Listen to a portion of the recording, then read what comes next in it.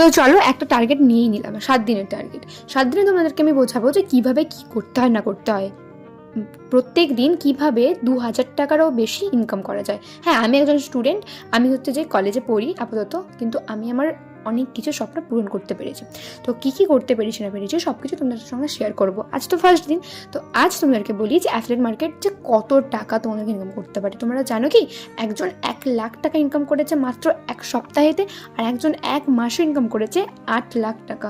তো ভাবো যে কত টাকা ইনকাম করতে পারা যায়। হ্যাঁ, তুমি প্রথম দিন অনেক পারবে না, তুমি প্রথম দিন প্রচুর টাকা ইনকাম করতে পারবে না, কিন্তু তুমি যদি কন্টিনিউ 1 মাস খাটো না, তুমি প্রচুর টাকা আর্ন করতে পারবে, যা তুমি কল্পনাও করতে পারছো না।